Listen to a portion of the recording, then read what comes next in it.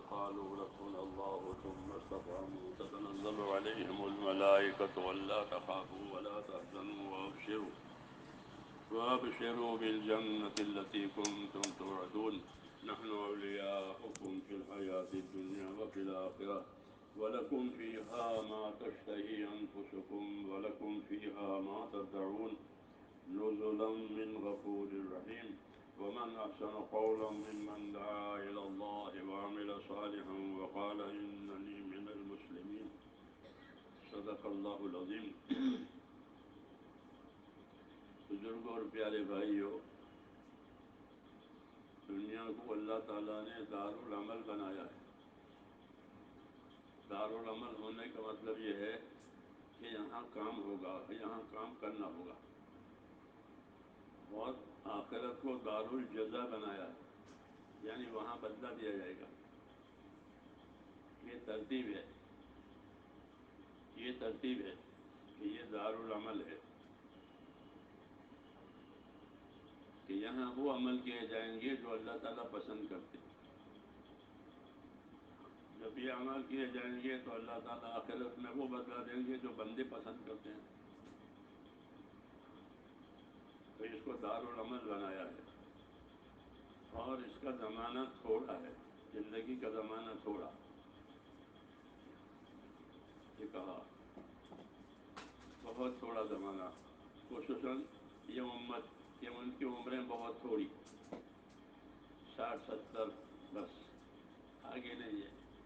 بہت تھوڑے لوگ ہیں جو آگے جائیں گے. عام عمریں 60 اور 70 حدیثوں میں. تو زمانہ بھی تھوڑا ہے. باقی اس کو اللہ تعالیٰ نے دارالعمل بنایا، اور جو صلاحیتیں اللہ تعالیٰ نے ہم کو دی ہے وہ عمل کرنے کے لیے دی ہے، عمل سے غافل ہونے کے لیے نہیں دی ہے. عمل کرنے کے لیے، زندگی کی ذمہ داریوں کو پورا کرنے کے لیے اللہ تعالیٰ نے ہم کو ساری صلاحیتیں دی ہے، اور زندگی کا مقصد بتایا ہے کہ میں نے زندگیاں لوگوں کو کیوں دی ہے. تو فرمایا زندگی لوگوں کو دی گئی ہے وہ عبادت کے لیے دی گئی ہے، عبادت کے لیے دی گئی ہے. زندگی کا اصلی کام اللہ کی عبادت ہے. عبادت کا مطلب یہ ہوتا ہے کہ اللہ کے حکموں والی زندگی گزارے، نبی کے طریقوں والی زندگی گزارے، اور آخرت کو سامنے رکھے. یہ مطلب ہوتا ہے عبادت کا، کہ آخرت کو سامنے رکھ کر، آخرت کا یقین کر کے اپنی زندگی کو اللہ تعالیٰ کے حکموں والی بنا لے، نبی کے طریقوں والی بنا لے. یہ ہے زندگی کا اصلی مقصد. باقی جو کچھ ہے وہ زندگی کی ضرورتیں ہیں، بس. ضرورتیں تھوڑی بھی ہوتی ہے، زیادہ بھی ہوتی ہے، ہاں مختلف ہے. تو واقعی ضرورتیں ہیں. اور ضرورت پیدا کرنے کی حکمت یہ ہے کہ اللہ نے ضرورتیں پیدا کی ہے مقصد کے مدد کے لیے. ہاں، کہ ضرورت پوری کرو تاکہ مقصد میں مدد ملے، اس کے لیے ضرورتیں پیدا کی ہے. کیونکہ اللہ تعالیٰ نے آدمی کو حاجت مند پیدا کیا ہے. کیسا پیدا کیا ہے؟ حاجت مند، ضرورت مند، محتاج پیدا کیا ہے. اس کی زندگی میں بہت ضرورتیں ہیں، کھانے کی، پینے کی، پہننے کی، اوڑھنے کی. اس کو ضرورت مند پیدا کیا ہے اللہ تعالیٰ نے. اس لیے ضرورت پوری کرنے کے اسباب بھی دیے ہیں. دیکھنے کا محتاج تھا تو آنکھیں دے دی، سننے کا محتاج تھا تو کان دے دیے، بولنے کا محتاج زبان دے دی. وَجَعَلَ لَكُمُ السَّمْعَ وَالْأَبْصَارَ وَالْأَفْئِدَةَ، کہ تمہارے لیے کان بنائے، تمہارے لیے آنکھیں بنائی، تمہارے لیے دل بنائے تاکہ تم سمجھو. کیونکہ یہ چیزیں ضروری تھی. تو جو چیزیں ہماری ضرورت کی تھی وہ بھی اللہ تعالیٰ نے دی، اور جو ہماری راحت کی چیزیں تھی وہ بھی دی.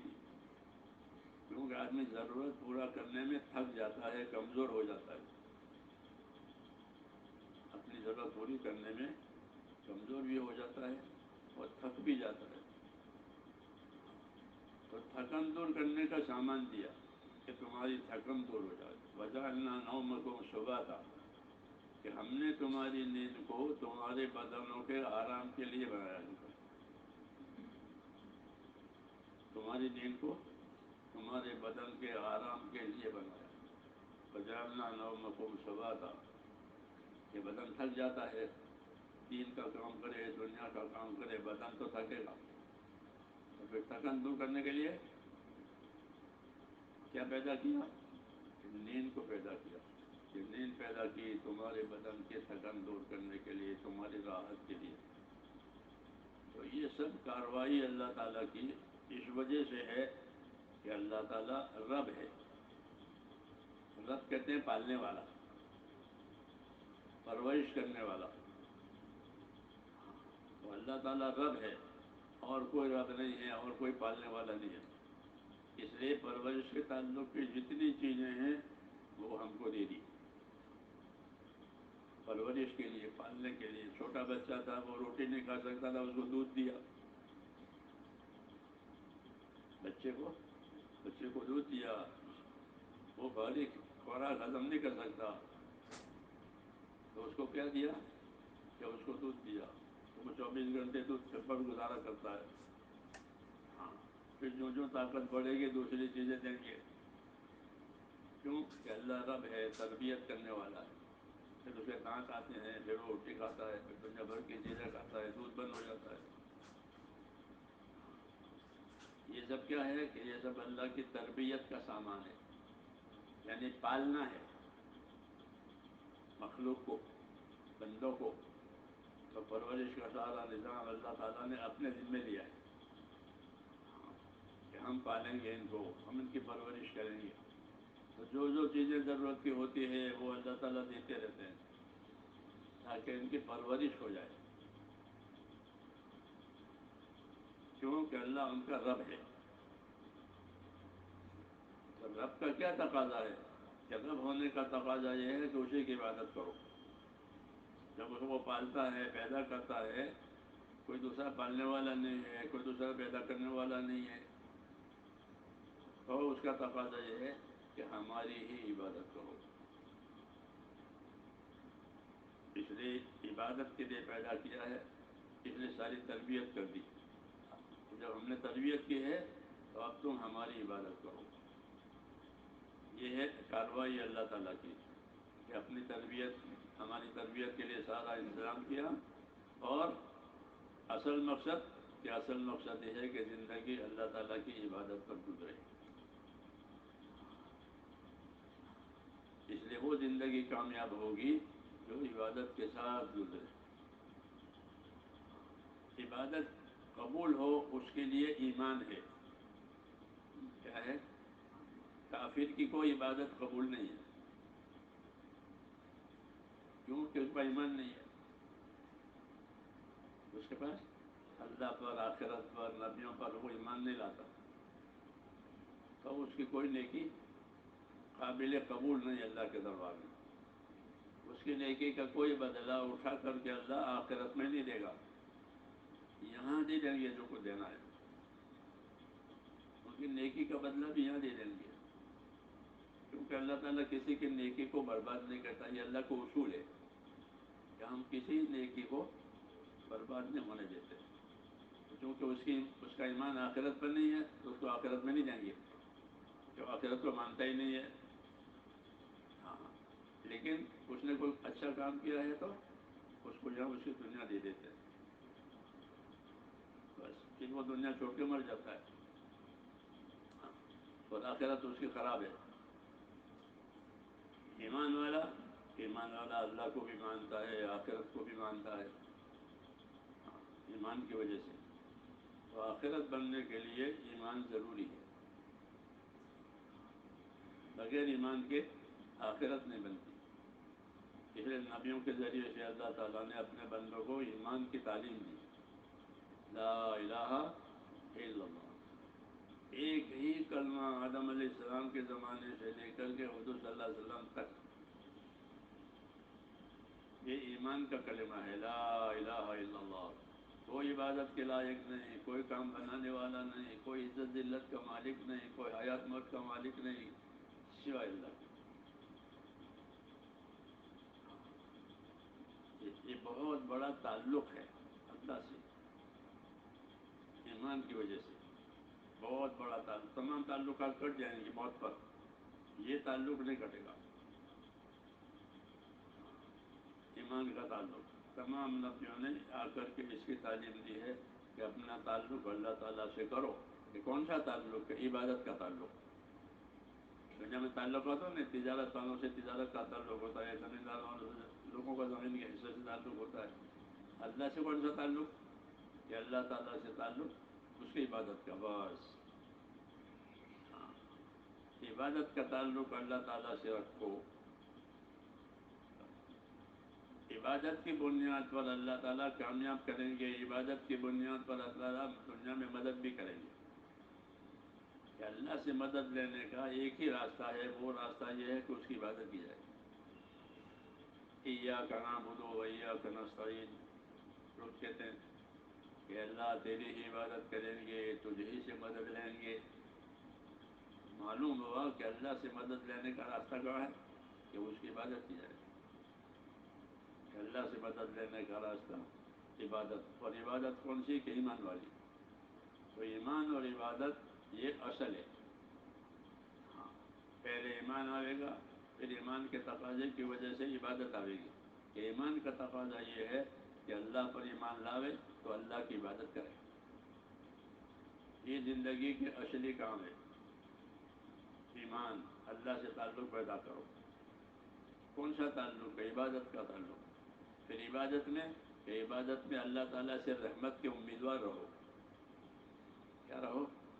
اللہ کی رحمتوں کے امیدوار رہو، اور اللہ کے عذاب سے ڈرنے والے رہو۔ امید اور خوف اللہ کی ذات کے ساتھ، کہ اللہ رحم کرنے والا ہے تو رحمت کے امیدوار ہیں۔ اللہ تعالیٰ کا خوف کہ اللہ عذاب بھی دینے والا ہے۔ اللہ نے دونوں باتیں بتائی ہیں۔ دونوں باتیں کیا بتائی؟ نبی عبادی انی انا الغفور الرحیم وان عذابی هو العذاب العلیم۔ میرے بندوں کو بتا دو، کہا میرے بندوں کو بتا دو، کیا بتا دو؟ انی انا الغفور الرحیم، کہ میں بہت معاف کرنے والا ہوں، بہت رحم کرنے والا ہوں۔ تو اپنی مغفرت، اپنی رحمت کی خبر دی ہے، مغفرت کی اور رحمت کی خبر دی ہے۔ اور کیا خبر دی ہے؟ وَأَنَّ عَذَابِي هُوَ الْعَذَابُ الْأَلِيمُ، اور میرا جو عذاب ہے وہ بہت دردناک عذاب ہے، بہت سخت عذاب ہے۔ یہ بات ہمارے بندوں کو بتا دو، تاکہ وہ رحمت کی امید میں اطاعت کریں۔ کیا کریں؟ رحمت کی امید میں اطاعت کریں۔ اللہ سے امیدوار ہونے کا مطلب ہی یہی ہے کہ اس کی اطاعت کی جائے، کیونکہ اللہ کی جو رحمتیں آئے گی وہ اللہ کی اطاعت کرنے کی وجہ سے آئے گی۔ اطیعوا اللہ واطیعوا الرسول لعلکم ترحمون، اطاعت کرو اللہ کی، اطاعت کرو اس کے رسول کی، تاکہ تم پر رحم ہو جائے۔ تو رحمت کا راستہ وہ اطاعت کا راستہ ہے۔ ہاں، اور اطاعت کا راستہ نہیں ہے تو کہ پھر اللہ کے عذاب والا راستہ ہے، کہ جب اعمال بگڑ جائیں گے، اخلاق بگڑ جائیں گے، نیتیں بگڑ جائے گی، تو پھر دوسرا معاملہ ہوگا کہ پھر اللہ تعالیٰ کا جلال ظاہر ہوگا۔ کیا ظاہر ہوگا؟ اللہ کا جلال۔ اللہ کا جلال ظاہر ہوتا ہے جب گناہ ہوتے ہیں تو، کہ زمین کو گناہ کرنے کے لیے نہیں بنائی، زندگیوں کو گناہ کرنے کے لیے نہیں دی ہے، اور یہ گناہ کر رہے ہیں، تو پھر اللہ کا جلال ظاہر ہوتا ہے، اور وہ بہت سخت ہے۔ اس لیے اللہ تعالیٰ چاہتے ہیں کہ کوئی بھی بندہ اللہ کے عذاب میں اور پکڑ میں نہ آئے۔ وَيُحَذِّرُكُمُ اللَّهُ نَفْسَهُ، اللہ تم کو اپنی ذات سے ڈراتا ہے کہ مجھ سے ڈرو، میری پکڑ میں نہ آؤ، مجھ سے ڈرو اور میری پکڑ میں نہ آؤ۔ کوئی کام ایسا نہ کرے کہ اللہ کی پکڑ میں آئے، کیونکہ اللہ کی پکڑ بہت سخت ہے۔ اس لیے کہ اللہ تمہیں ڈراتا ہے، اللہ تمہیں چوکنا کرتا ہے، اس لیے کہ اللہ تم پر مہربان ہے کہ کوئی اللہ کی پکڑ میں نہ آوے۔ ہاں، اس لیے میرے دوستوں اللہ تعالیٰ نے نبیوں کو بھیج کر کے جو راستہ ہم کو دیا ہے اس میں ایک تو ہدایت ہے، دوسرا اس میں رحمت ہے. کیا ہے؟ ہدایت ہے اور دوسرا رحمت. خدم و رحمہ، ہدایت بھی ہے رحمت بھی ہے نبیوں کے راستے میں. ہدایت کس چیز کی ہے؟ کہ ہدایت اللہ تعالی سے صحیح تعلق کی ہے. ہدایت کہتے ہیں رہبری کو. ہدایت کا معنی ہوتا ہے رہبری، کسی کو راستہ دکھانا، اس کو ہدایت کہتے ہیں. تو نبیوں نے جو راستہ دکھایا وہ رحمت والا راستہ دکھایا ہے کہ اس راستے سے اللہ تعالیٰ کی رحمتیں آ رہی ہیں. اس راستے میں کیا ہے؟ ہدایت والے راستے میں، ہدایت والے راستے میں ایک بات تو یہ ہے کہ ہر آدمی اپنے ایمان کو، اپنے یقین کو صحیح کرے. یہ پہلی بات ہے، یہ پہلی بات ہے ہدایت کے راستے میں. کہ ہدایت کسے کہتے ہیں؟ کہ دلوں کا یقین صحیح ہو جائے. کیا صحیح ہو جائے؟ دلوں کا یقین صحیح ہو جائے کہ جو ہوگا وہ اللہ سے ہوگا، اللہ کے غیر سے نہیں ہوگا. نفع ہو، نقصان ہو، عزت ہو، ذلت ہو، محبت ہو، دوستی ہو، دشمن، یہ سب حالات کہاں سے آئیں گے؟ اللہ کی قدرت سے آئیں گے. اللہ یہ تمام حالات پیدا کرے گا، کوئی دوسرا کچھ بھی پیدا کرنے والا نہیں ہے. تو اندر کا یقین صحیح ہونا کہ نفع اللہ کی طرف سے، نقصان اللہ کی طرف سے، مدد اللہ کی طرف سے، سب چیزیں اللہ کی طرف سے، اللہ کے غیر سے کچھ نہیں ہوگا. تو ہدایت میں پہلی چیز کہ اندر کا یقین. اس لیے لا الہ الا اللہ دیا کہ کوئی کام بنانے والا نہیں، کوئی مراد پوری کرنے والا نہیں، کوئی عبادت کے لائق نہیں سوائے اللہ کی. اور فرمائے اس کلمے کو زیادہ سے زیادہ پڑھا کرو. اس کلمے کو زیادہ سے زیادہ پڑھو. ہاں، کیونکہ زندگی کا مقصد ہے کہ ایمان والا جب قبر میں سے اٹھے گا تو کس حال میں اٹھے گا؟ حدیثوں میں ہے کہ وہ لا الہ الا اللہ کہتا ہوا اٹھے گا. کیا کہتا ہوا؟ لا الہ الا اللہ، یہ کہتا ہوا اٹھے گا اور اس کا چہرہ روشن ہوگا. ایمان کی روشنی ہے اس کے چہرے پر اور زبان پر ایمان کا کلمہ ہے، کیونکہ اس نے زندگی ایسے گزاری تھی. تو اس لیے جب اٹھیں گے تو لا الہ الا اللہ کہتے ہوئے اور چہرے ان کے روشن ہوں گے. اور مشرک کافر کہ وہ اٹھے گا واویلا کرتے ہوا اور اس کے چہرے ان کے سیاہ و کالے ہوں گے.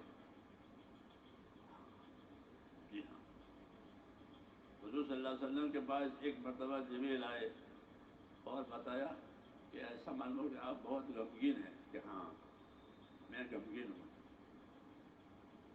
کہ آپ کو کس چیز کا غم ہے؟ آپ کو کس چیز کا غم ہے؟ فرمایا میری امت کا. امت کا غم ہے. کہ کون امت؟ کون سی امت؟ کافر یا مومن؟ امت تمام انسانیت حضور کی امت ہے، مگر دو قسم. کتنے؟ دو قسم. ایک امت دعوت، ایک امت اجابت. ایک امت دعوت اور ایک امت اجابت. امت اجابت وہ امت کہلاتی ہے جنہوں نے آپ کو نبی مانا اور آپ پر ایمان لائے. وہ کہلاتی ہے امت اجابت. اجابت کے معنی قبول کرنا. انہوں نے آپ کی نبوت کو قبول کیا کہ ہاں آپ نبی ہیں. ایک امت دعوت ہے کہ تمام انسانیت، تمام انسانیت وہ آپ کی امت دعوت ہے، کیونکہ آپ کو اللہ تعالیٰ نے تمام انسانوں کی طرف بھیجا ہے.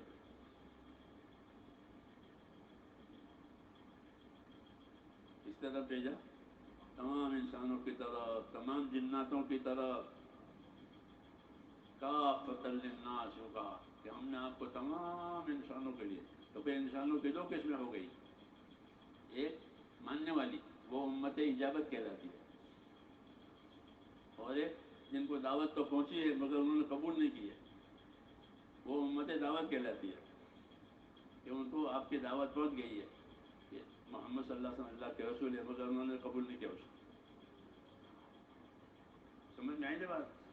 تو آپ کی امت اجابت بھی ہے، وہ آپ کی ماننے والی، اور جنہوں نے آپ کو نہیں مانا ہے وہ بھی امت دعوت ہے. تو آپ صلی اللہ علیہ وسلم کی دعوت تو سب کے لیے ہے، اور قبول انہوں نے کیا ہے. ہاں، اس لیے دو قسمیں ہو گئی ہے. جی ہاں، آپ کے ماننے والے، آپ کے نہ ماننے والے. پہلے زمانے میں یہ ہوتا تھا کہ جب نبی کوئی دعوت لے کر آتا تھا اور وہ اپنی بات چلاتا تھا، دعوت لوگوں کو دیتا تھا، جو مانتے تھے وہ کامیاب ہو جاتے تھے، نہیں مانتے تھے وہ ہلاک ہو جاتے تھے. نوح علیہ السلام کی قوم ہلاک ہو گئی، 80 آدمی بچ گئے. کتنے؟ 80 آدمی بچے، اس میں 7 تو نوح علیہ السلام کے گھر کے تھے، باقی 73 امت کے. باقی کہ باقی لوگ ہلاک ہو گئے. ایسا ہر زمانے میں ہوا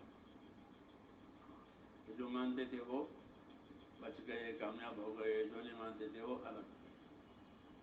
حضور صلی اللہ علیہ وسلم کو اللہ تعالیٰ نے رحمت بنا کر بھیجا اور آپ کی دعوت کو قیامت تک رکھا. آپ کی دعوت کو قیامت تک رکھا، آپ کے دین کو قیامت تک رکھا. ہاں، دعوت ختم نہیں ہوئی، دین بھی ختم نہیں ہوا، دین موجود ہے. اور ذمہ داری ہے کہ جو کہ ہر آدمی سمجھے اور قبول کرے، سمجھے اور قبول کرے. چونکہ ابھی آپ کی دعوت موجود ہے، دعوت ختم نہیں ہوئی، اس لیے نہ ماننے والوں کو اللہ ختم نہیں کرے گا، کیونکہ آپ کی دعوت موجود ہے. تو نہ ماننے والے ختم نہیں ہوں گے، ہلاک نہیں ہوں گے، دعوت چل رہی ہے. اور جو ماننے والے ہیں اللہ انہیں کامیاب کرے گا، ان کو ذمہ دار بنائیں گے. اس لیے یہ امت جو ہے خود اپنی ذمہ دار ہے، ہر امتی اپنا بھی ذمہ دار ہے اور پوری امت کا ذمہ دار ہے. مولانا اللہ صاحب کہتے تھے ایک ایک امتی پوری امت کا ذمہ دار، اور پوری امت ایک ایک امتی کی ذمہ دار. پوری امت ایک ایک امتی کی ذمہ دار. تو ہماری زندگی جو ہے وہ ذمہ داریوں پر ہے. اس لیے ان ذمہ داریوں کو سیکھنا بھی ہے، سمجھنا بھی ہے، کرنا بھی ہے. تو پہلی ذمہ داری ہماری اپنے ایمان یقین کو بنانا، اللہ سے صحیح تعلق پیدا کرنا. دوسری بات کہ جب اللہ پر ایمان لائے، تعلق پیدا کیا، تو تعلق کا کیا تقاضا ہے. جیسے آدمی شادی کرتا ہے، ایک عورت ہے، اب وہ اس کی بیوی بن گئی، بیوی ہونے کا تعلق پیدا ہو گیا، تو اس تعلق کا کیا تقاضا ہے. اس کو بیوی بنایا ہے، تو بیوی بنایا ہے تو دین کہے گا کہ اس کا کھانا پینا، خرچہ، رہنا، یہ سب تیرے ذمہ. سمجھ میں آئی؟ بیوی کا خرچہ یعنی اس کا کھانا پینا، اس کا پہننا اوڑھنا اور اس کا رہنا، 3 چیزیں. اس کو نفقہ کہتے ہیں، نفقہ. تو بیوی کا نفقہ آدمی کے ذمہ ہے، یعنی اس کا کھانا پینا، اس کا پہننا اوڑھنا، اس کا رہنا، مکان. کیوں کہ بیوی سے تعلق پیدا ہو گیا. تو اب یہ 3 چیزیں اس کے ذمہ ہو گئی تعلق کی وجہ سے. اس کو کہتے ہیں کہ ہر تعلق کا تقاضا ہوتا ہے. تو ہمارا اللہ سے تعلق ہے، تو اللہ کے تعلق کا کیا تقاضا ہے. بیوی کا تعلق ہوا تو یہ ہوا. اللہ سے تعلق، تو کہتے ہیں اللہ سے تعلق پیدا کیا ہے تو اللہ کی عبادت یہ ہمارا کام ہو گیا.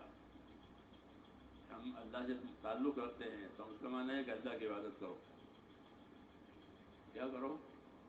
تو عبادت کرنے کے لیے کیا طاقت دی ہے کہ عبادت کرنے کے لیے اللہ تعالیٰ نے جان اور مال دو دیے. کیا دیا؟ جان بھی دے دی، یعنی بدنی قوت، بدن کی قوت. اس کو جان کی طاقت کہتے ہیں کہ بدن میں اللہ تعالیٰ نے جان ڈال دی. اب بدن میں طاقت آ گئی کہ آنکھیں دیکھنے لگی، کان سننے لگے، زبان بولنے لگی، ہاتھ پاؤں چلنے لگے. کیوں کہ اللہ نے اندر جان ڈالی. یہ بدن کی طاقت ہوئی. پھر بدن کی طاقت کے لیے اللہ تعالیٰ نے مال پیدا کیا. کیا پیدا کیا؟ کیونکہ بدن کو کچھ چاہیے. بدن ایک مشین ہے، تو مشین کو کیا چاہیے کہ مشین کو آئل چاہیے، مشین کو آئل چاہیے، مشین کو ہوا بھی چاہیے، مشین کو پانی بھی چاہیے. گاڑی میں سب چیزیں ہوتی ہیں. مشین بنائی تو بس پھر مشین کی پرورش کے اسباب بھی بتائے اللہ تعالیٰ نے، کھانا پینا کپڑا پہنا، ہاں یہ سب چیزیں دی. تو جان بھی دے دی اور یہ اسباب بھی دے مال کے. جان اور مال یہ دونوں اللہ کی بڑی نعمتیں ہیں. جان اور مال یہ کیا ہے؟ بڑی نعمت. جان تو ہے یعنی زندگی تو ہے بڑی نعمت، اس سے بڑی کیا نعمت ہے؟ ہر آدمی زندگی چاہتا ہے. موت کون پسند کرتا ہے بولو؟ موت کون پسند کرتا ہے؟ کہ موت کوئی پسند نہیں کرتا. نیک ہو تو بھی بد ہو تو بھی موت کو کوئی پسند نہیں کرتا. ایک دفعہ حضور صلی اللہ علیہ وسلم نے فرمایا کہ جو اللہ کی ملاقات کو پسند کرتے ہیں اللہ ان کی ملاقات کو پسند کرتا ہے، اور جو اللہ کی ملاقات کو پسند نہیں کرتا اللہ بھی اس کی ملاقات کو پسند نہیں کرتا. یہ فرمایا. ہاں تو عائشہ صدیقہ کو ایک سوال پیدا ہوا کہ جو اللہ کی ملاقات کو پسند نہیں کرتا اللہ بھی اس کی ملاقات کو پسند نہیں کرتے. عائشہ نے فرمایا رضی اللہ عنہ کہ ہم تو موت کو پسند نہیں کرتے، کیونکہ موت کے بغیر تو ملاقات ہے ہی نہیں. اللہ کی ملاقات کب ہے؟ یہ موت کے وقت میں. موت کے بعد ملاقات ہے. جب تک موت نہیں ہے پردہ ہے. ہمارے وہ خدا کے درمیان میں پردہ ہے. فرمایا جو اللہ کی ملاقات کو پسند نہیں کرتا اللہ بھی اس کی ملاقات کو پسند نہیں کرتا. تو عائشہ صدیقہ کو سوال پیدا ہوا کہ ہم کو تو موت پسند نہیں ہے، تو کیا اللہ ہماری ملاقات کو پسند نہیں کریں گے؟ تو یہ مطلب نہیں ہے. موت تو طبعی طور پر ہر آدمی کو ناگوار ہے اور زندگی پسند ہے. بلکہ جب موت کے وقت میں اس پر حقیقت منکشف ہوتی ہے اپنی زندگی کی، تو اس وقت مرنے والا موت کو چاہتا ہے کہ مجھ کو جلدی سے لے لو، مجھ کو جلدی سے لے لو، جلدی سے مجھ کو پہنچا دو. ہاں وہ وقت ہوتا ہے پسند کرنے کا. اس وقت میں وہ موت کو پسند کرتا ہے کہ مجھے جلدی لے لو. حدیثوں میں بھی ہے کہ جو جنازہ نیک ہوتا ہے اور لوگ اس کو اٹھا کر کے لے جاتے ہیں تو وہ جنازہ اٹھانے والوں سے یہ کہتا ہے جلدی کرو، جلدی کرو، مجھے جلدی اپنی جگہ پہنچا دو. یہ کیوں؟ اس نے کچھ دیکھا ہے تو اب اس کو موت بھی پسند ہے، موت کے بعد کی زندگی کی پسند ہے. اس کو کہتے ہیں کہ جلدی کرو جلدی کرو، مجھے اپنی ٹھکانے پہنچا دو. حدیثوں میں بھی ہے کہ جنازے میں تاخیر نہ کرو، جنازوں میں تاخیر نہ کرو. اچھا ہے تو اس کو اچھائی پہ پہنچا دو، اور برا ہے تو اپنے گھٹوں پر سے اتار دو. برا ہے تو اپنے کندھوں پر کیوں رکھا، اتارو. یہ حکم ہے. تو مرنے والے کو اب موت بھی پسند آ گئی اور آخرت بھی پسند آ گئی، کیونکہ حقیقت کھل گئی.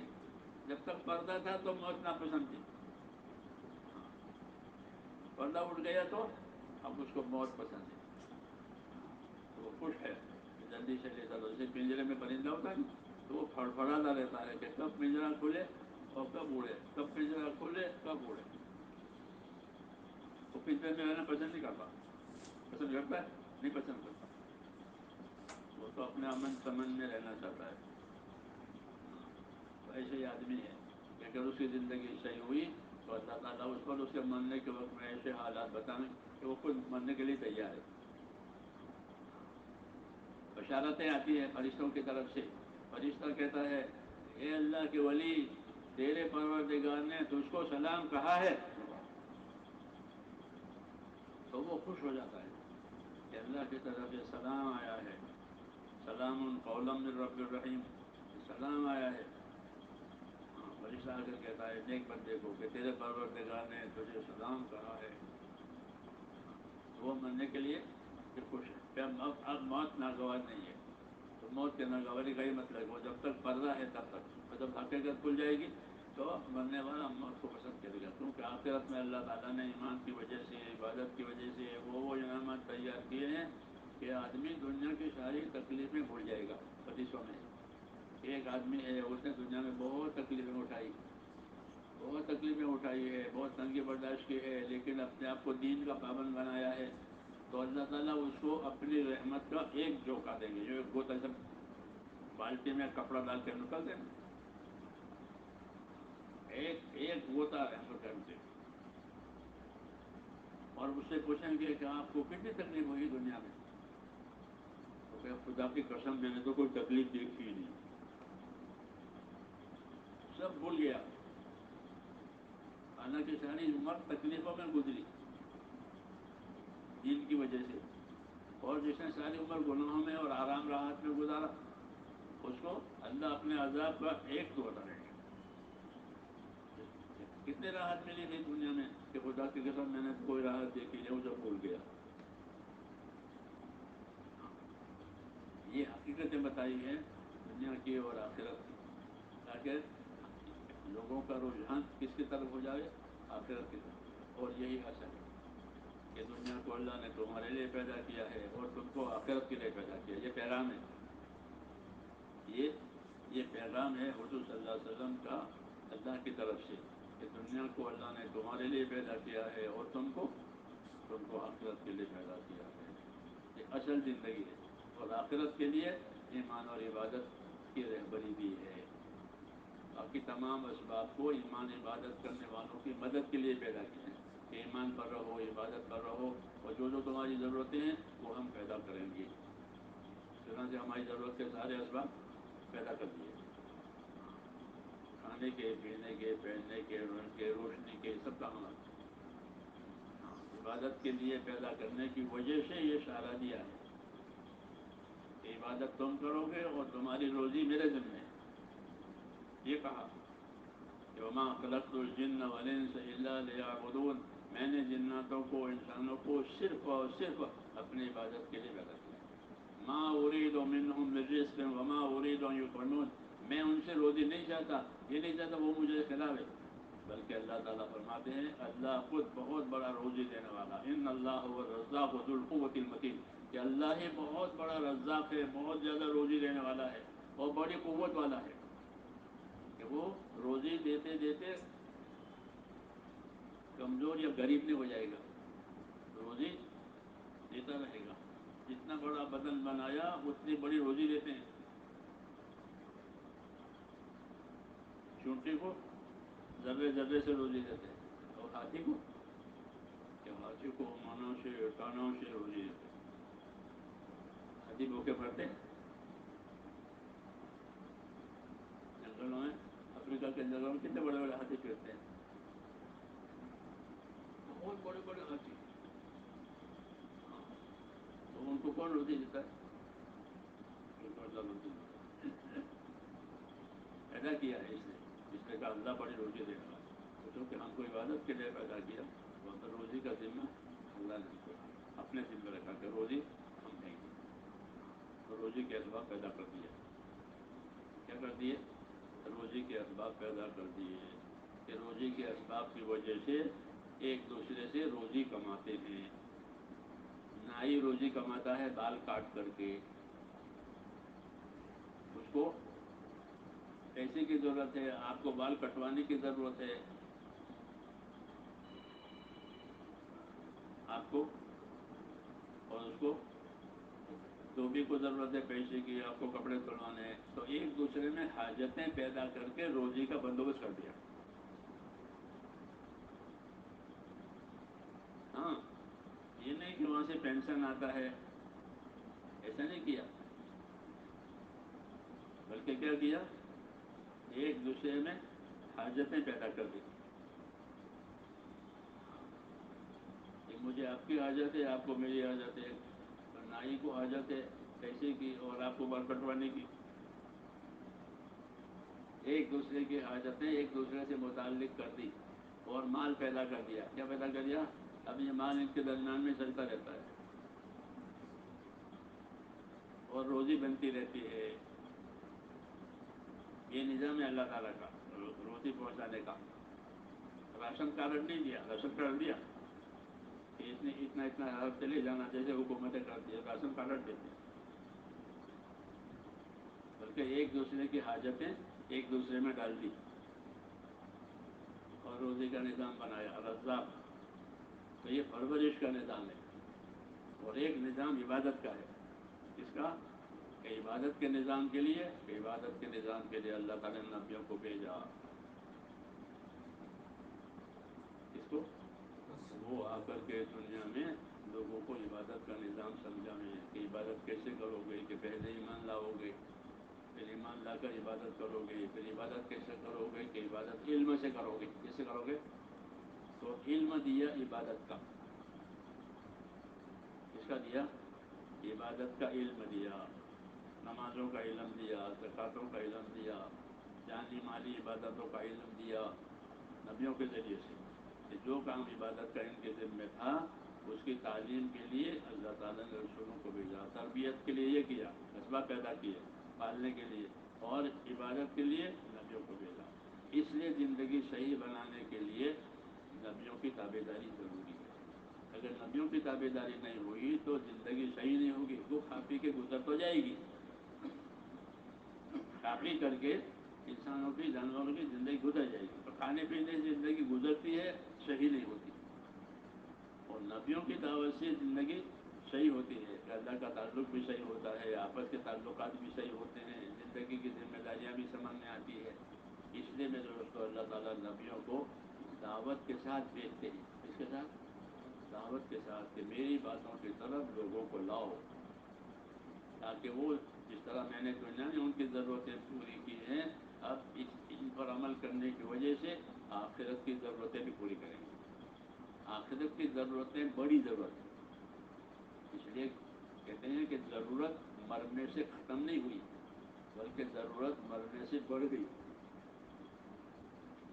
ابھی مر گیا، اب کوئی ضرورت نہیں ہے. ہاں، جسم کی جو ضرورتیں تھیں وہ ختم ہو گئی.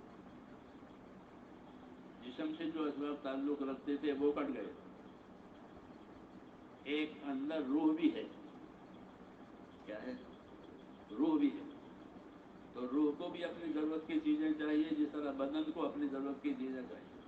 تو مولانا جی صاحب فرماتے تھے کہ بدن چونکہ مٹی سے بنا ہے. کس سے بنا؟ تو جب بدن کی ساری ضرورتیں مٹی سے ہے، کھانا ہو، پینا ہو، دوائیں ہو، یہ یہاں سے آتی ہے. جڑیاں بوٹیاں کہاں سے ہوتی ہے؟ کہ بدن مٹی کا ہے تو اس کی ضرورت ہے مٹی سے. سونا بھی مٹی میں سے آتا ہے، پیٹرول بھی مٹی میں سے آتا ہے. تو بدن مٹی کا ہے تو اس کی ضرورتیں جتنی ہیں بدن کی وہ کہاں سے ہے؟ روح مٹی کی نہیں ہے. وہ روح اللہ تعالیٰ کا امر ہے. کیا ہے؟ اللہ کا امر. یعنی اللہ کا ایک حکم ہے، ایک امر ہے جس کے بدن میں روح ہے. ماں باپ کو بھی پتہ نہیں، فرشتہ روح ڈال کے چلا گیا بچے کے جسم میں، اور لے کے بھی چلا جائے گا جب موت آئے گی. تو روح کا معاملہ ایسا ہے. تو پھر روح کے لیے اللہ نے کیا بنایا؟ تو کہتے ہیں کہ روح کے لیے اللہ تعالیٰ نے قرآن پاک اتارا. کیا اتارا؟ وَكَذَلِكَ أَنزَلْنَا إِلَيْكَ رُوحًا مِّنْ أَمْرِنَا، کہ ہم نے تمہاری طرف ایک روح اتاری ہے. تو روح کی غذا کے لیے اللہ تعالیٰ نے قرآن اتارا. تو دونوں کی غذا ہو گئی، بدن کی یہاں سے اور روح کی، چونکہ اوپر سے آئی ہے اوپر ہی چلی جائے گی. اس کے لیے اللہ تعالیٰ نے قرآن پاک اتارا. اللہ اپنے احکام اتارے. روح کی غذا جو ہے وہ قرآن پاک ہے، ایمان ہے، اور اللہ تعالیٰ کے حکم ہیں. حکم دو قسم کے ہوتے ہیں، ایک بچنے کے، ایک کرنے کے. حکم کتنی قسم کے؟ دو قسم. ایک بچنے کے لیے حکم ہے کہ یہ نہ کرو، اور ایک کرنے کے لیے. جیسے زمین پر دو لائنیں، ایک لال رنگ والی، ایک ہری رنگ والی. لال رنگ والی لائن بچنے کے لیے کہ جب تک لال نظر آئے ٹھہر جاؤ، کچھ نہ کرو، بچنے کی بات ہے. اور جب ہری نظر آئے تو پھر چلنے کی بات ہے. ایسے ہی میرے بھائیوں اللہ تعالیٰ کے احکام ہیں، بچنے کے بھی ہیں اور چلنے کے بھی ہیں، دو قسم کی. تو ایمان بہلانے کے بعد پھر یہ دونوں حکم پورے کرنے ہیں کہ یہ تو بچنے کے لیے، جتنا حرام ہے وہ بچنے کے لیے، اور جتنا حلال ہے وہ استعمال کرنے کے لیے. یہ تمہارے لیے حلال ہے. تو ساری چیزیں حلال ہے، حرام بہت تھوڑی چیزیں ہیں. حرام تھوڑی چیزیں حرام ہے، باقی سب چیزیں حلال ہے تمہارے لیے پیدا کی جائیں. یہ اللہ کا انعام ہے. تو اللہ تعالیٰ نے ہماری پرورش کے لیے دونوں انتظام کیے، بدن کی پرورش کا نیچے سے اور روح کی پرورش کا اوپر سے. تو جو آدمی اپنے آپ کو اللہ تعالیٰ کے حکموں پر چلائے گا تو اس کی روح میں نور آئے گا. کیا آئے گا؟ ایمان کا نور، عبادت کا نور، اخلاق کا نور. جتنے جتنے کام کرنے کے ہیں وہ سب نور بنتے ہیں. حدیثوں میں الصلاۃ و نور، نماز کیا ہے؟ کہ نماز نور ہے. اسے نماز کے ذریعے سے اپنی زندگی کو نورانی بناؤ. تو نماز پوری زندگی پر اثر ڈالتی ہے، نماز برائیوں سے روکتی ہے. نماز برائیوں سے روکتی ہے، پوری زندگی پر اثر ڈالتی ہے. اس لیے اللہ تعالیٰ نے قرآن پاک میں نماز کا بہت ذکر کیا ہے. نماز کا بہت، کہ نماز قائم کرو، نماز کی حفاظت کرو، نماز کی حفاظت کرو، نماز قائم کرو. اس لیے کہ ایمان کے بعد سب سے اونچی چیز وہ نماز ہے. جتنی نماز صحیح ہوگی اتنی دینداری صحیح ہوگی، جتنی نماز صحیح ہوگی اتنی دینداری صحیح ہوگی. اس لیے اللہ کے راستے میں نکل کر اپنی نمازوں کو صحیح کرنا. کیا کرنا؟ ہاں، گھر پر صحیح نہیں ہوتی، گھر پر صحیح نہیں ہوتی، کہ اپنی نمازوں کو صحیح کرو. کس طرح صحیح کرو؟ کہ نماز کے طریقے بھی جانو اور اس پر عمل بھی کرو. اس کو سیکھو، فضائل سیکھو. یہ کہا کہ فضائل سیکھو کہ نماز پر اللہ مجھے کیا دینے والے ہیں. جب نماز کے فضائل سامنے ہوں گے تو نماز کا شوق پیدا ہوگا. کیا پیدا ہوگا؟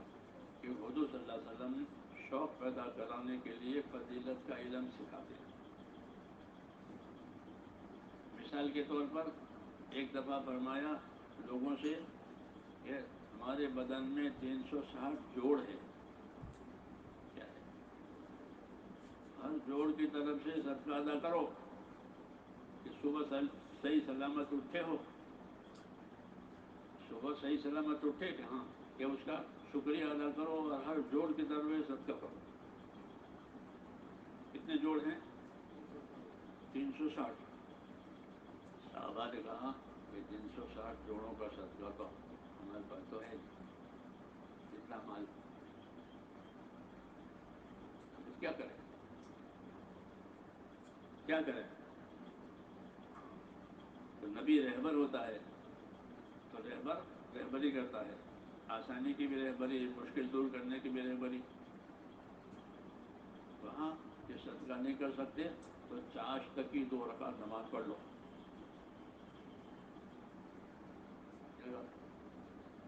چاش کی 2 رکعت نماز پڑھو گے تو 360 بدن کے جو جوڑے اس کا شکریہ ادا ہو جائے گا.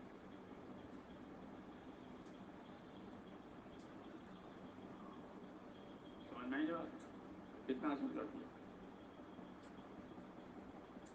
کتنا آسان کر دیا. اس کو فضائل کہتے ہیں. جب آسان بھی ہو گیا اور 360 جوڑوں کا شکریہ بھی ادا ہو گیا. ورنہ آدمی 360 کا شکریہ کیسے ادا کرتا تو کتنا مشکل ہوتا. تو صحابہ کے پوچھنے پر ہی ہوا کہ 2 رکعت نماز اگر چاش کی پڑھ لو گے تو کیا ہوگا؟ کہ بدن کے 360 جوڑوں کا صدقہ ہو جائے گا، شکریہ ہو جائے گا. تو کتنا آسان کر دیا. تو اور اس لیے میرے دوستوں نکلنے کے زمانے میں یہ فضائل بھی یاد رکھیں اور فضائل کے جو تقاضے بتائے ہیں وہ بھی پورے کریں کہ بھائی بدن کی تندرستی کا شکریہ کہ وہ چاش کی نماز میں کی نماز میں چاش کی نماز میں قبر کی روشنی تہجد کی نماز میں قبر کی روشنی تہجد کی نماز میں اندھیرے میں اٹھ کے نماز پڑھے تو قبر کی روشنی یہ تہجد کی نماز میں یہ سب فضائل ہیں عبادتوں کے تاکہ فضائل کو یاد کرو اور پھر اپنی زندگی عبادت والی بناؤ اور عبادت کا علم بھی سیکھو تاکہ عبادت صحیح طریقے سے ہو جائے ایک طریقے کا علم ایک فضیلت کا علم یہ دونوں ہونا ضروری ہے جب طریقہ کا علم ہوگا تو عمل صحیح ہوگا عمل صحیح ہوگا تو اللہ تعالیٰ فضیلت اس کی دیں گے جو وعدہ ہے عمل غلط ہے تو غلط کی تو قیمت نہیں ہوتی کھوٹے پیسوں سے کوئی ملتا نہیں ہے ایسے کھوٹے عمل سے کوئی کامیابی نہیں ہوتی اس لیے میرے دوستوں ہم کو اللہ تعالیٰ نے عبادت بھی دی اور عبادت کا علم بھی دیا تاکہ اس کو سیکھ کر اپنی عبادت صحیح کریں اور زندگی عبادت والی بن جائے عبادت کی حفاظت کے لیے عبادت کی حفاظت کے لیے اللہ تعالیٰ نے بندوں کے حقوق کی نگرانی کا حکم دیا کہ کسی کا حق مت مارو کسی کا حق مت دباؤ اگر کسی کا حق دباؤ گے اور کسی کا حق مارو گے تو وہ عبادتیں اس کو دے دی جائے گی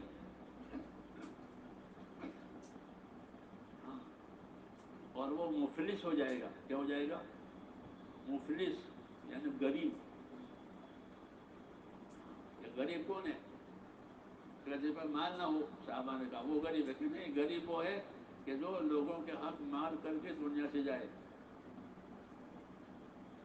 لوگوں کے حق مار کے حق دبا کے جائے جب حق دبا کے جائے تو اسے جتنے نیک اعمال ہیں وہ دوسرے لوگوں کو دے دیے جائیں گے اب یہ غریب ہو گیا مفلس ہو گیا تو دوسری بات یہ بتائیے کہ جس طرح عبادت اللہ تعالیٰ کا ہے بندوں کے حقوق کے ساتھ زندگی گزارنا انصاف احسان کے ساتھ زندگی گزارنا کہ لوگوں سے انصاف کے ساتھ رہو جو اپنے لیے پسند کرو وہ دوسروں کو پسند جو اپنے لیے ناپسند کرو تو اس کو انصاف کرو اور انصاف سے آگے کیا کہ لوگوں کے ساتھ احسان کرو اپنی ذات سے دوسروں کو فائدہ پہنچاؤ ان سے فائدے کی امید مت رکھو فائدہ دے کر فائدہ پہنچانے والا تاجر ہوتا ہے کون ہوتا ہے تاجر فائدہ دے کر فائدہ پہنچاتا ہے یعنی کوئی چیز آپ کو دے گا اور کوئی چیز آپ سے لے گا اس کو متاجرہ کہتے ہیں ایک دوسرے سے فائدہ اٹھانا کہ یہ تجارت ہے تو تجارت کی بنیاد اپنی غرض پر ہوتی ہے کس پر ہوتی ہے اپنی غرض پر کہ تاجر کی غرض فائدہ اٹھانا اور گاہک کی غرض اپنی ضرورت کی چیزیں پانا تو تجارت کی بنیاد اپنی غرض پر ہوتی ہے تو کہا کہ اللہ کے سامنے کوئی اپنی غرض مت رکھو جو کام کرو اللہ کو راضی کرنے کے لیے کرو کوئی غرض نہیں سمجھے نہیں بندوں کے ساتھ احسان کرو تو وہ بھی اللہ کو راضی کرنے کے لیے اللہ کی عبادت کرو تو وہ بھی اللہ کو راضی کرنے کے لیے غرض کے لیے نہیں غرض جو ہے وہ نفس کی طرف سے ہوتی ہے غرض کہاں سے آتی ہے آدمی کے نفس کی طرف سے اللہ کو یہ پسند نہیں کہ ہمارے کام میں کسی کا بھی غرض ہو ہمارا کام اللہ کے لیے کرو اس کو اخلاص کہتے ہیں تو اپنے تمام کاموں میں اخلاص پیدا کرنا اللہ کے لیے کرنا اس کے دو راستے ہیں اخلاص پیدا کرنے کے ایک اخلاص پیدا کرنے کا راستہ یہ ہے کہ مخلصین کے ساتھ رہو کس کے ساتھ مخلصین کی صحبت میں رہو اللہ والوں کی صحبت میں رہو تو جیسے پھولوں کی صحبت میں رہنے سے پھول کی خوشبو آتی ہے نیت کرو نیت ہو کہ خوشبو آئے گی پھولوں کی خوشبو پھلواڑی میں رہنے کی وجہ سے ایسے نیک بندوں کے ساتھ رہنے کی وجہ سے نیکی آئے گی اخلاص آئے گا اچھی صحبت ہے صحابہ کرام کو حضور کو صحبت ملی تو ان کا اخلاص بہت اونچا ہو گیا ان کا اخلاص بہت اونچا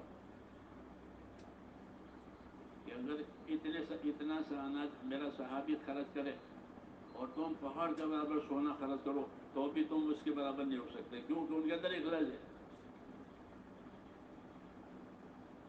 اخلاص پیدا ہوتا ہے اچھی صحبت میں، اللہ والوں کی صحبت میں. دوسرا اخلاص پیدا ہوتا ہے اپنے عمل کی پابندی کرنے کی وجہ سے. اس کی وجہ سے بے صحبت تو ملی نہیں، لیکن اپنے عمل کے پابند ہو گئے، اپنے عمل کے پابند ہو گئے. تو جو اپنے عمل کا پابند ہوگا تو اللہ تعالیٰ اپنی رحمت سے اس کو اخلاص ملے گا. میری بات سمجھ رہے ہیں؟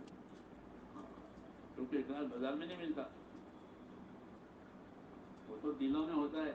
تو دلوں میں تو اللہ کے کو ڈال نہیں سکتا. تو اس کا طریقہ یہ بتایا. حضرت یہ فرماتے تھے کہ عمل میں لگے رہو، اخلاص بھی آتا رہے گا. کیا ہوگا؟ اخلاص کب آئے گا؟ یا تو اچھے لوگوں کی صحبت میں رہو اور اپنے عمل کے پابند رہو. جب عمل کے پابند رہو گے تو اللہ تعالیٰ اخلاص بھی دیتا رہے گا. ایک بارش جو اللہ کی طرف قریب ہوتا ہے تو اللہ اپنی رحمت ایک ہاتھ قریب کرتے ہیں تو حدیثوں میں وہ یہی. اور ایک پھل جو ہے جب وہ اپنے درخت پر لٹکتا رہتا ہے تو پہلے تھوڑا ہوتا ہے آم، پہلے چھوٹا، پھر بڑا بڑا بڑا بڑا ہو گیا. اب اس کا اندر باہر بدلنا شروع ہو جائے گا.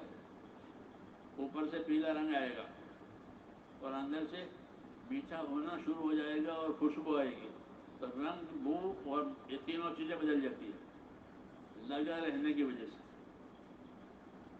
اس کی وجہ سے لگا رہا ہے تو رنگ بھی بدلے گا، مزہ بھی بدلے گی، بو بھی بدلے گی. لوگ شوق کر کے خریدتے ہیں آپ. میٹھی خوشبو آ رہی ہے. ایسے ہی آدمی لگا رہے گا تو اللہ تعالیٰ اس کے یہ سب چیزیں بدلیں گے. اور اگر پھل ٹوٹ گیا تو نیچے گرا وہ کوڑے میں جائے گا. جھاڑو دینے والا اپنے باغ میں سے کوڑا پھینک، اس لیے کہتے جو کام سے کٹے گا وہ بگڑے گا. جو کام سے کٹے گا وہ بگڑے گا. کوئی کام سے نہ کٹے. جیسے پھل کٹ گیا نا اوپر سے، تب کہاں جائے گا؟ کہ کوڑے میں. نیچے گرا ہے کٹ کر کے تو اس کی کوئی قیمت نہیں ہوتی، بے وقت گرا ہے. اس لیے کہتے ہیں کہ جو کام شروع کرو اس کے پابند رہو، کٹو مت. کٹو مت. جو کٹے گا وہ بگڑ جائے گا اور ایسا بگڑے گا کہ پھر سدھرے گا نہیں. اس لیے حکم ہے کہ لگے رہو. گناہ ہو جائے تو توبہ کرتے رہو لیکن لگے رہو. کیا کرو؟ لگے رہو. حضرت لگے رہو. اکثر فرماتے تھے لگے رہو. آدمی یہ گناہ بھی کرے گا تو توبہ کر لے، اللہ سے معافی مانگ لے، لیکن کٹے نہیں. سمجھ میں آئی بات؟ تو کٹنا نہیں ہے کہ جو پھل کٹا اوپر سے وہ بیکار ہو گیا، اس کی کوئی قیمت نہیں، وہ کوڑے میں جائے گا. اس لیے کوئی کام سے نہ کٹے. جو عبادت، جو کام دین کا شروع کیا ہے اس پر جمو. جمو گے تو اللہ آخر تک پہنچائیں گے. جب پھل کو آخر تک پہنچائیں گے. اب وہ آم پک گیا تو وہ ملکوں میں جائے گا. کہاں جائے گا؟ جتنی اچھی کوالٹی ہوگی اتنی دور جائے گی. تو کام میں لگو گے اور تمہاری کوالٹی اچھی ہو گئی، ساری دنیا میں اللہ تمہیں لے جائے گا. اچھی ایک فورن جانے والی کوالٹی ہے، باہر جانے والی کوالٹی، یعنی ترقی دیں گے اللہ تعالیٰ. یہ مطلب ہے کیا دیں گے؟ کہ ترقی دیں گے. کیوں؟ کہ نیت بھی صحیح ہو گئی، عمل بھی صحیح ہو گئے، اخلاق بھی صحیح ہو گئے تو اب ان سے دنیا میں کام لیا جائے گا. سمجھے نہیں؟ ہاں، جیسے پھل اچھے ہو گئے تو مالک بھی کھائے گا، رشتہ دار بھی کھائیں گے، تحفے بھی دیں گے، تجارت بھی کریں گے، اوروں کو بھی دیں گے، غریبوں کو بھی دیں گے، سب کو دیں گے. اور سب کھائیں گے، خرید کے بھی کھائیں گے، تحفے ہدیے سے بھی کھائیں گے. ہاں، کھائیں گے. وہ شاید دنیا میں جائے گا. ایسے میں جو زندگی صحیح ہو گئی تو اللہ تعالیٰ ہماری زندگی سے دنیا والوں کو نفع پہنچائیں گے. حدیث شریف میں کیا ہے کہ طوبیٰ لعبد جعلہ اللہ مفتاحا للخیر ومغلاقا للشر خوش نصیب ہے وہ بندہ کہ جس کو اللہ خیر کے پھیلنے کا ذریعہ بناوے. خوش نصیب ہے وہ بندہ جس کو اللہ شر کے مٹنے کا ذریعہ بناوے، کہ ان کی زندگیوں سے خیر پھیلی اور شر مٹا، تو یہ خوش نصیب ہے. سمجھے نہیں کہ زندگی کے مقصد پر آ گئے. اس کے لیے اللہ تعالیٰ نے میرے بھائیوں اپنا دین بھی دیا ہے اور دین کا کام بھی دیا ہے. دین پر اور رہ کر دین کے کام کریں گے، محنت بھی، عبادت بھی، خدمت بھی، یہ سب دین کے کام کہلاتے ہیں. اس پر کریں گے تو پھر ہماری زندگی اپنے لیے اور دوسروں کے لیے مفید بن جائے گی. جیسے میٹھے پھل سب کے لیے، میٹھے پھل سب کے لیے ہوتے ہیں. چور چوری کرے اس کو بھی میٹھا لگے گا. ہاں وہ میٹھے ہی ہیں. تو غلط لے تو بھی میٹھا ہوگا. تو اس طرح حق بات ہے کہ وہ سب کے لیے خیر کی چیز ہوگی. وہ الگ بات ہے کہ وہ آپ کے ساتھ برا برتاؤ کرتا ہے، لیکن ہے اس کے حق میں بھی میٹھی. اب وہ جہل کے لیے بھی اسلام نجات کا ذریعہ تھا نہیں تھا، اس نے لیا نہیں، اس نے دین کے ساتھ مخالفت کی. ورنہ دین تو اس کے لیے بھی رحمت تھا، ابو جہل کے لیے، ابو لہب کے لیے، لیکن اس نے لیا نہیں تو کیا کرے. سمجھے نہیں.